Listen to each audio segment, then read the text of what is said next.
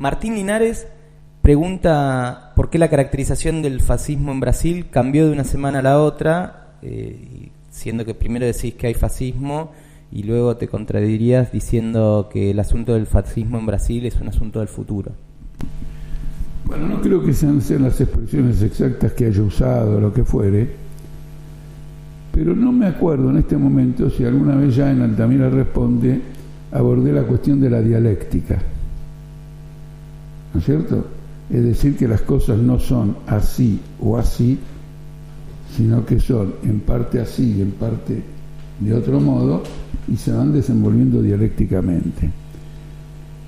Bolsonaro es un fascista, y no solo es un fascista, sino que ha desplegado una demagogia fascista en la campaña electoral y ha obtenido una cantidad, no me acuerdo ahora, arriba de 50 millones de votos. Quiere decir que no es un fascista él, sino que es un fascista que ha tenido la capacidad de reunir, luego de una demagogia fascista, esta cantidad de votos. Al mismo tiempo, él tiene un grupo, no está solo tampoco desde el punto de vista físico u organizativo, tiene un grupo que es un grupo de características fascistas, que actúa generalmente exmilitares retirados, etc. Y tiene la oportunidad ahora, debido a los votos que obtuvo y a la bancada parlamentaria que ha reunido y otros que pueda sumar, tiene la oportunidad de construir un partido fascista. Quiere decir que acá hay un desenvolvimiento, hay un fascista, hay una demagogia fascista que conquista votos, y hay una demagogia fascista que puede convertirse en un partido. Todo esto puede ocurrir o no, pero es una secuencia. Al mismo tiempo, no hay que confundir el partido fascista o Bolsonaro fascista o la demagogia fascista con el proceso político en su conjunto, que no está dominado por el fascismo, sino que está dominado por las Fuerzas Armadas y en particular por el ejército, que prácticamente ha copado la estructura del gobierno de Bolsonaro. Entonces lo que tenemos es un gobierno de revanchismo militar, bajo una forma aparentemente constitucional, y no hay que olvidar que la dictadura brasileña de 1964 a 1985 gobernó con una suerte de parlamento ficticio manipulado, pero buscó mantener la ficción parlamentaria, que ¿para qué le sirvió?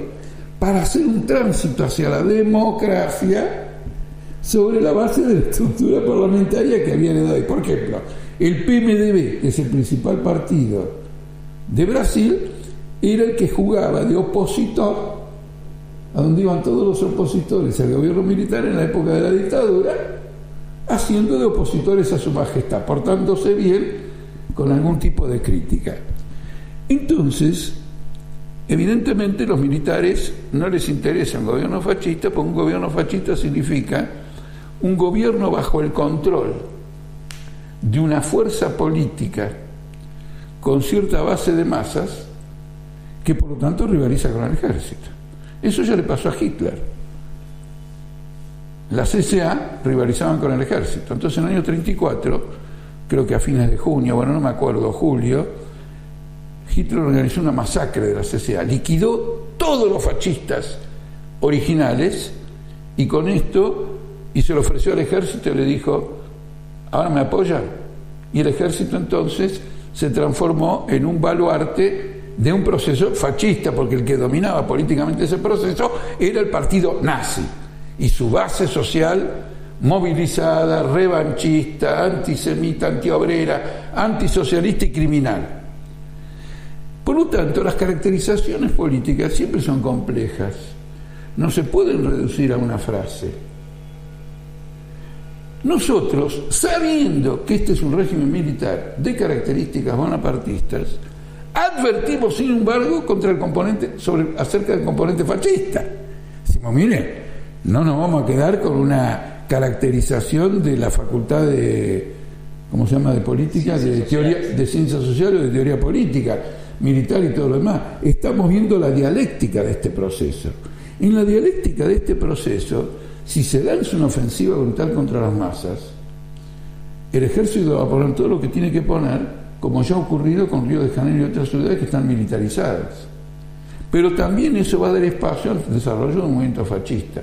Es una lucha de clase la que se viene, una lucha política en defensa de la libertad democrática contra un intento de vulnerarlas.